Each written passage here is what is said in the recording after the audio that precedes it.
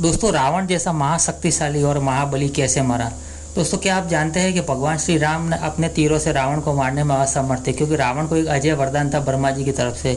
उन्हें एक माला दी गई थी और एक ब्रह्मास्त्र भी दिया गया था। दोस्तों कहते हैं कि रावण के तीर से नहीं बल्कि खुद के ब्रह्मास्त्र से ही मरा था। दोस्तों आज की कहानी में हम आपको बताएंगे कि रावण ने वह तीर कहाँ छुपा रखा था और भगवान श्री राम ने कैसे वह तीर रावण से हासिल किया और आखिर रावण के तीर से ही रावण को मारा गया। दोस्तों भगवान श्री राम ने रावण को मारने के लिए कुल 31 बाण एक साथ रावण को मारे थे, जिसमें से 30 बाण उसके सिर, धड़ और हाथ पर लगे और वही एक बाण उसकी नाभि पर लगा था।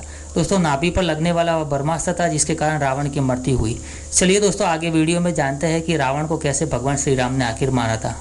दोस्तों रामायण और महाभारत हिंदू धर्म के इतने बड़े महाकाव्य है कि जो अपने आप में हजारों रहस्यों को समेटे हुए। दोस्तों इनको जितना पढ़ा जाए उतने नए नए रहस्य हमारे सामने आते हैं।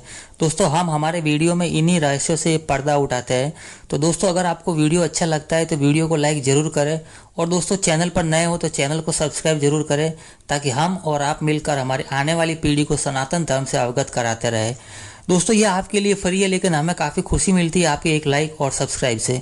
चलिए दोस्तों टॉपिक पर आते हैं। दोस्तों राम और रावण का युद्ध अश्विन शुक्ल पक्ष की तृतीया को प्रारंभ हुआ था और दशमी को यह युद्ध समाप्त हो जाता है, जिसे हम विजयदशमी के नाम से भी मनाते हैं। तो दोस्तों अब सवाल यह आता है कि युद्ध तो भगवान राम और रावण का पहले से ही जारी था। कुल मिलाकर 32 दिनों तक युद्ध चला था। दोस्तों राम जी लंका में कुल 111 दिन तक रहे थे। जब राम ने रावण का वध किया तो दोस्तों यहाँ 2 तरह के धनुष की बात की जाती है। दोस्तों पहला बात आता है कोदंड का। बहुत कम लोगों को मालूम होगा कि भगवान श्री राम के धनुष का नाम कोदंड था, इसलिए प्रभु श्री राम को कोदंड भी कहा जाता है। दोस्तों कोदंड का अर्थ होता है बांस से निर्मित धनुष।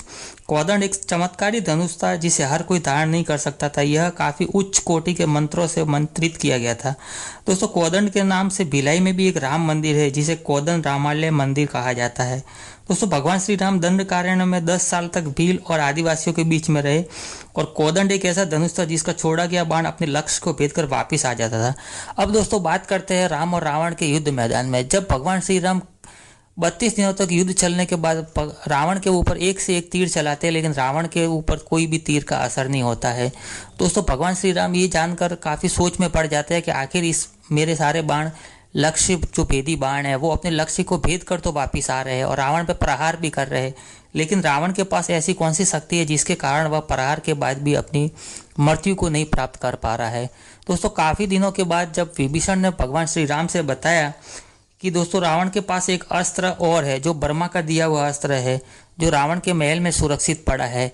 रावण उसी अस्त्र से मर सकता है और उसकी नाभि में जो अमृत कलश है वह अस्त्र उसकी नाभि में मारा जाए तो वह मर सकता है, अन्यथा युद्ध को काफी लंबा चलाना पड़ेगा। जब विभीषण ने राम के कान में कहा कि रावण को एक ब्रह्मास्त्र दिया हुआ है और वह केवल उसी से मारा जा सकता है और यह अस्त्र मंदोदरी के कक्ष में छिपा हुआ है, तो उसके बिना उसका मरना बहुत अनिश्चित है और यह युद्ध अंत काल तक चलता रहेगा।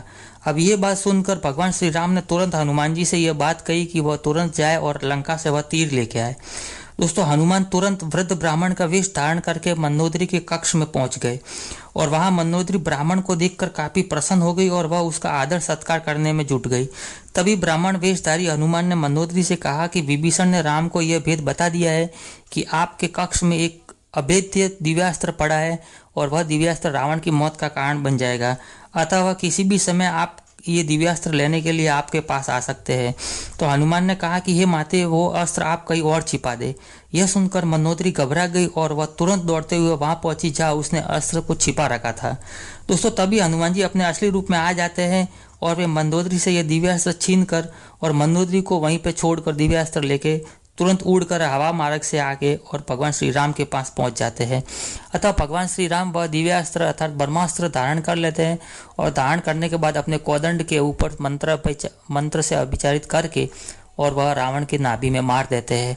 दोस्तों इसी तरह रावण का अंत हो जाता है और दोस्तों अधर्म के ऊपर धर्म की एक बार फिर से जीत हो जाती है। दोस्तों आशा करते हैं कि आपको हमारे ये प्रसंग अच्छे लगते होंगे। दोस्तों प्रसंग अच्छे लगते हैं तो वीडियो को लाइक जरूर करें, ताकि हमें पता चले कि आप हमारे प्रसंग को पसंद भी करते हैं। चलिए दोस्तों मिलते हैं किसी एक और नई कहानी के साथ, तब तक अपना ख्याल रखना। जय श्री राम।